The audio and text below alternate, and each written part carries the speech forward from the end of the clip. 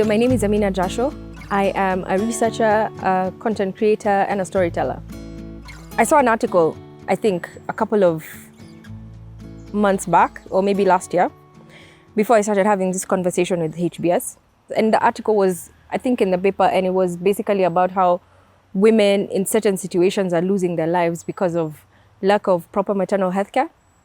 And so for me, that was like, my God, in 2020 or in 2019, women are still losing their lives because of lack of proper maternal health care. And I started doing a lot of research about it and like reading articles, reading books, talking to different women and just finding out like what can be done.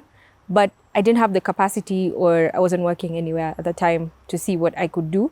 So I was working on a separate project with HBS. And so we started having this conversation about women and motherhood. And at the time, we were working on a very, very feminist project. It was about patriarchy and how we need to dismantle some notions of patriarchy. So I was in that headspace of how we need to find feminist ways to have conversations. At the particular point in time, we're thinking very radically, very feminist ways of how we can have conversations around stereotypes around women and mothers. And so that's how it just basically happened. We had conversations and we were like, what if we did this? What if we started these conversations around myths that surround women, myths that surround women during pregnancy? How do we unpack that? How do we package it in a way that will resonate with the African woman? So I'm a communications person. And I think one of the things that we get wrong as comms people is that we sit and we think to ourselves, who's your intended audience? But then at the same time, you're thinking about yourself. So my intended audience was me. And that's the wrong way to look at things, because you can't speak to yourself. You can't speak to yourself, and which we generally do. When you do campaigns, when you do advertising, when you create a persona, and usually you'll be thinking about yourself.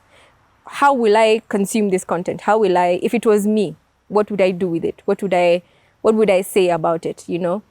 So in this instance, I would say my intended audience was kind of like me, someone who has gone through motherhood in a different way, someone who has had different experiences with their mother in a specific way, or their grandmother.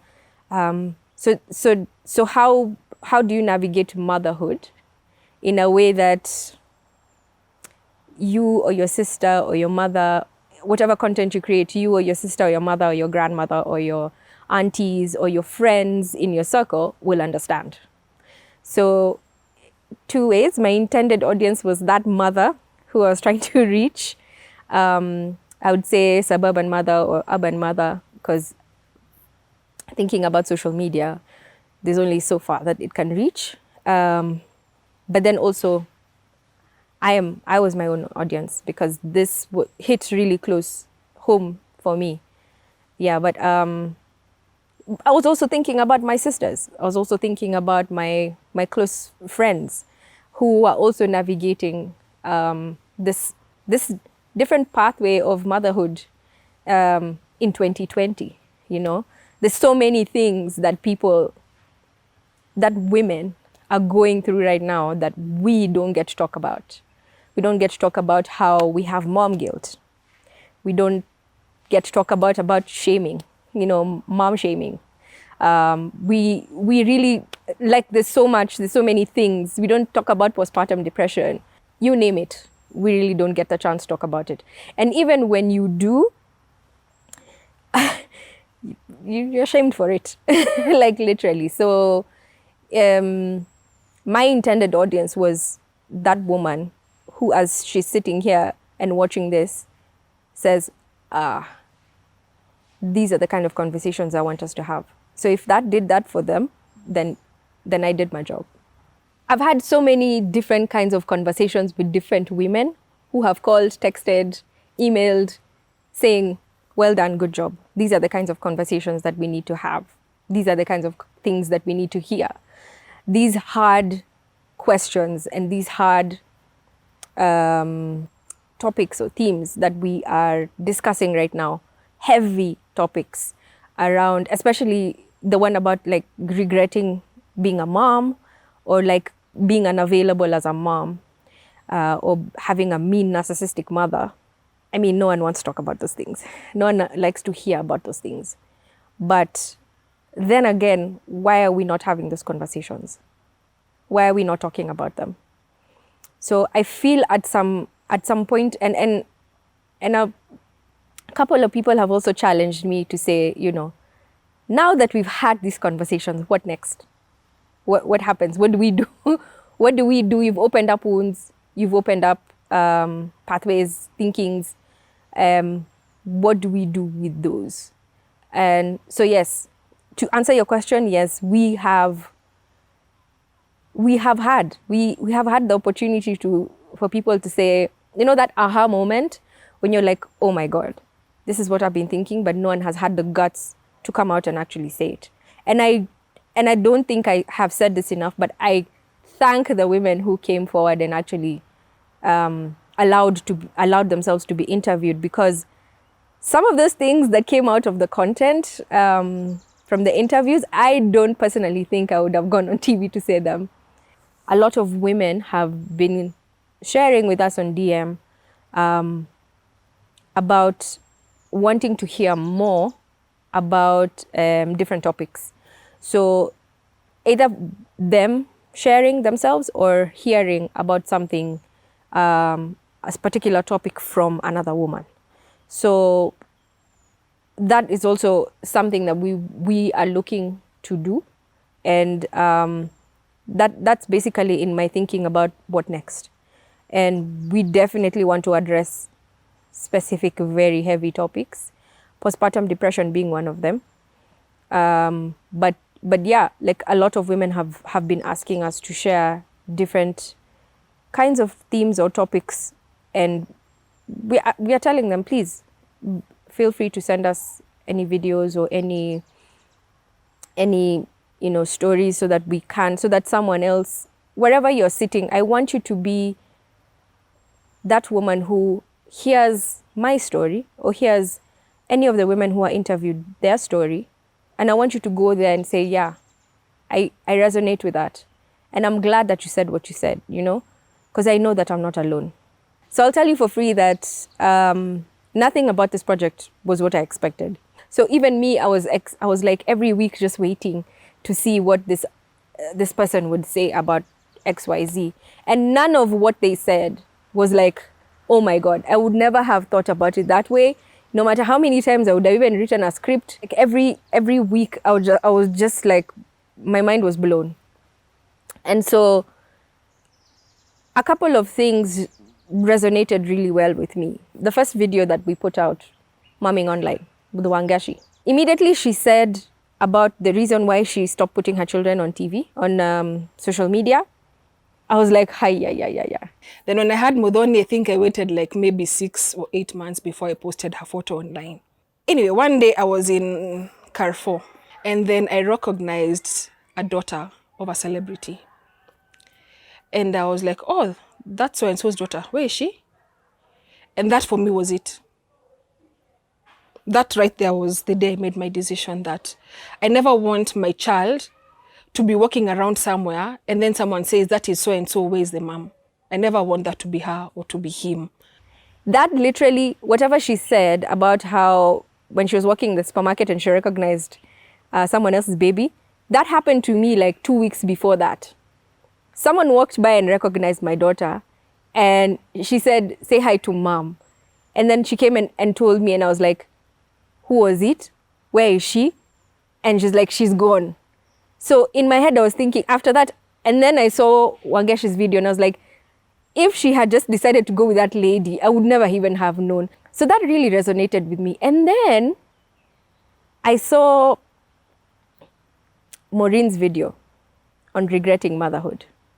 And there's something that she said about how she checked out from being a mom for a whole year.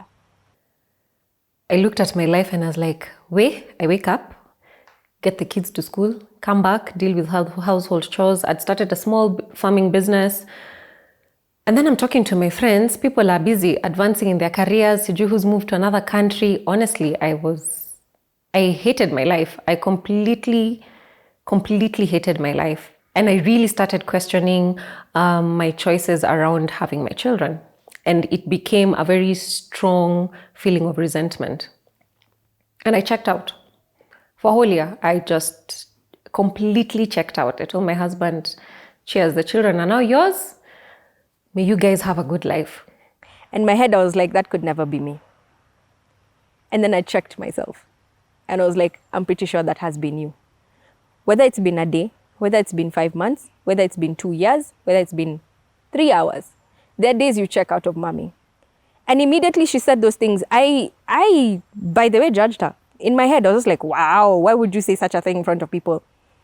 And that's the thing. Like, we are all human. We all do these things. We all want to, you know that thing about being your sister's keeper? Friend. That, like, sometimes it just dies. Like, it's, you just want to sit there and judge a fellow human being and not really checking yourself. Because I have checked out. Like, there are days when you're like, you know, I have work back to back. You've just left your child with your nanny. You've not even seen them for days and days on end during the week. You come back from work, you just go collapse in your bed. All you do is ask, amekula? Amelala vizuri? Ako sawa? You'll be like, amelala? Even you go sleep. 6 o'clock in the morning, you've left, you've not even seen your kids. The whole week, you've not seen your kids. Over the weekend, you're tired. Tell me if that's not checking out. It's a different version, but come on. So that really, really resonated with me because I have been that mom. All those women who are interviewed, there have been various versions of that mom.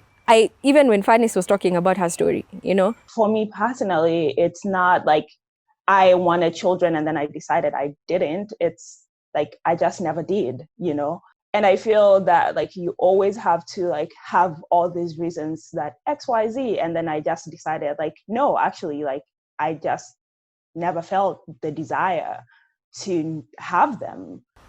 There was a time I didn't want to have kids. I never thought that I'd have kids. I didn't want kids. That was not my lifestyle. You know, that's not what I wanted with my life. But then that happened. So there was different versions of what resonated very well with me.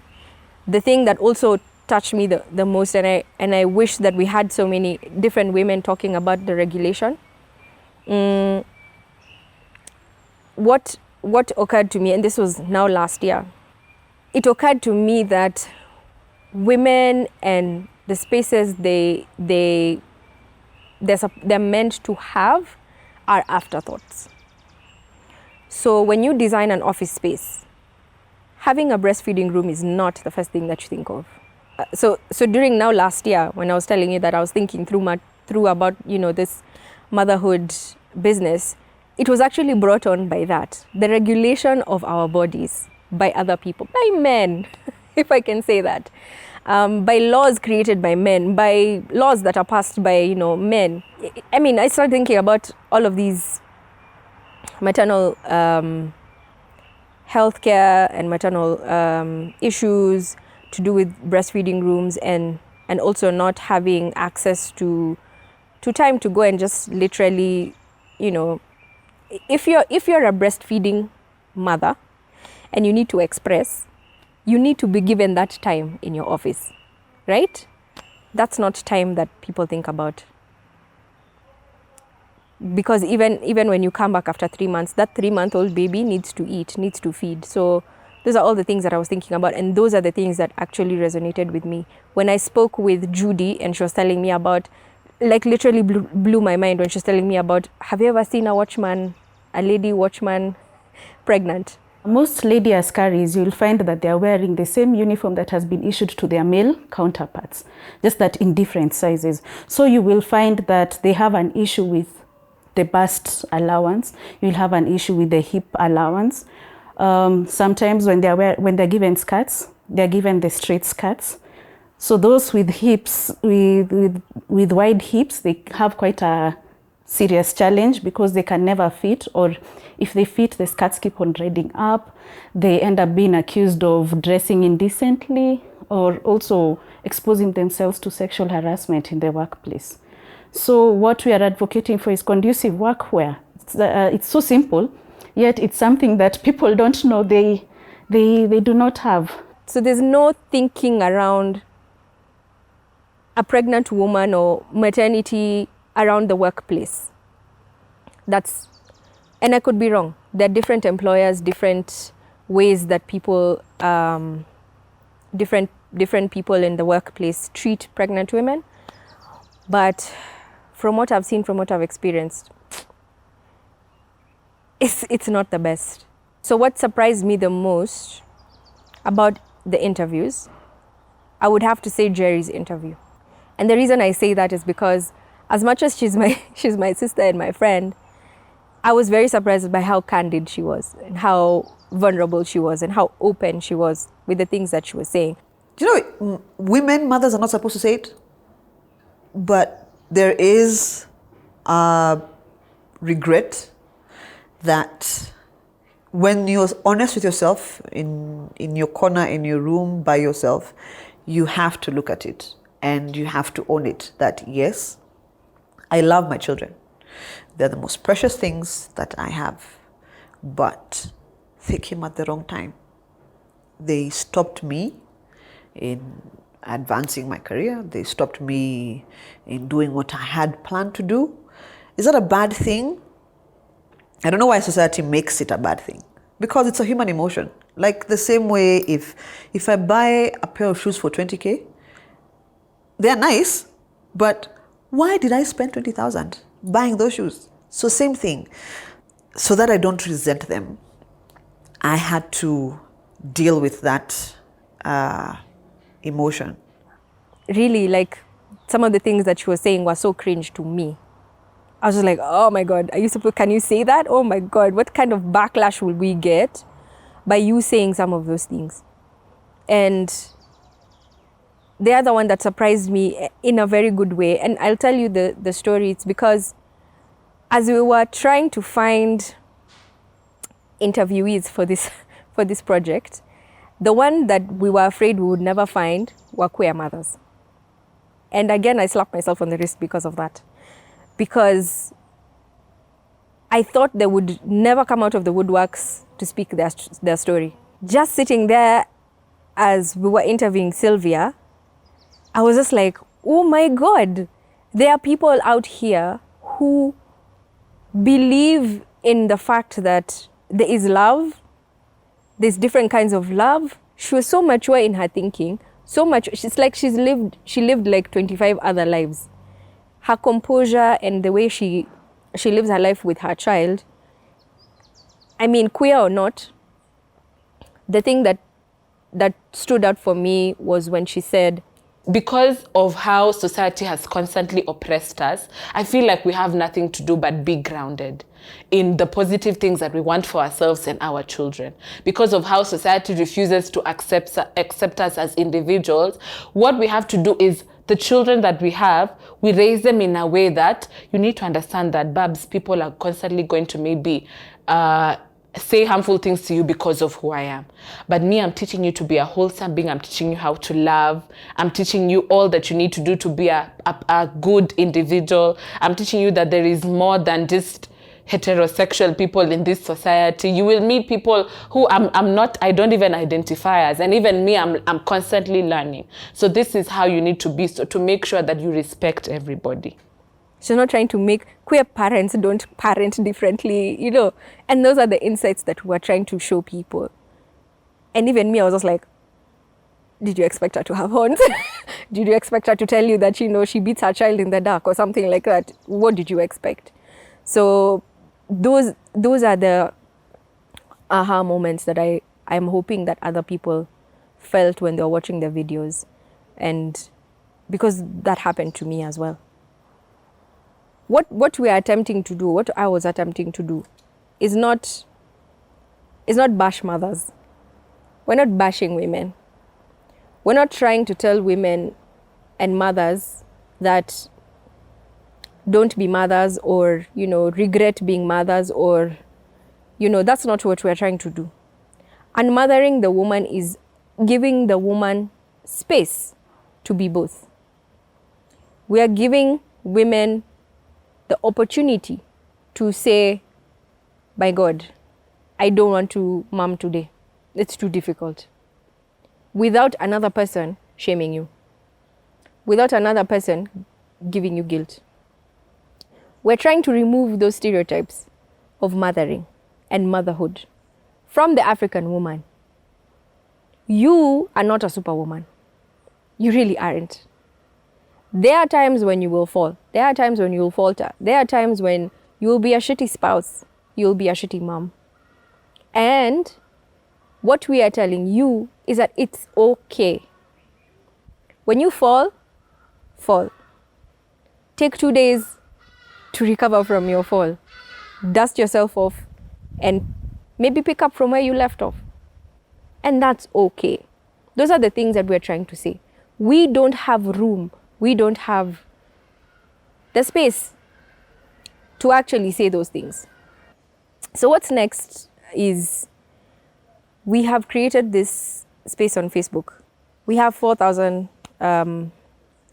followers on our Facebook group. We've started these conversations, first of all. There's awareness that there's some things that need to change. There is a big gap we have seen that there's a big gap in how women are telling their stories. So however they tell their stories, maybe they're in silos.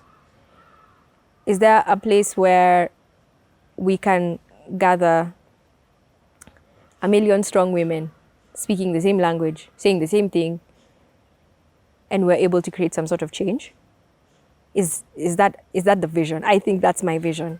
I want us to stand up and say, I want change. I want change in how I want to run my life. I want to see change in how, my office does things. Be that person who goes into your office and says, we need a lactation room. We need maternity leave. Be that person who, if you're fired on maternity leave, figure out a way to say something, because you can come onto the group and ask for labor lawyers. I'm sure they are. You can talk to Judy, who is one of our interviewees, who is a labor lawyer. So what next is, I'm hoping that we can continue having these conversations. We can create a support network for women through the group. There is a strong need for, and women are there. They want to be heard. They want to say their piece. So many people have come to us and said, I wish I could tell my story. So either anonymously or not. What was hard was hearing all the stories of women who are feeling seen and feeling that the space we have created for them is safe enough for them to share, even privately, what their experience has been. And the crippling feeling of, I don't know how to help you. I mean, us talking about it is definitely the first step to you getting the help that you need. But then beyond that conversation, I don't know how to help you. I can try and redirect you to resources and whatnot, but I don't know what to do. So I think creating that community, because I'm sure other women would know where a woman like that can get the help that they need. So it would be amazing to see women in the community coming through for each other, coming to support each other and help each other. And we've had a bit of that with one of the ladies we interviewed about regretting motherhood, Maureen. We received some feedback from a woman who felt like her life, I mean, she was just going through the motions, and now she's having her third child and she doesn't know what to do. She's feeling stuck, and that moved Maureen so much that Maureen was able to reach out and attempt to support this lady at that point that she is in, simply because she could relate to what it felt like to being that person in that situation. And we're just hoping that in this community, women will be able to support each other like that. Women will be able to point each other in the direction of help, because as a project right now, we don't have all the answers. We would like to start the conversation so that people can get help and people speak to each other and support each other, but we don't have the answers, and sometimes that's a tough part of working on this project.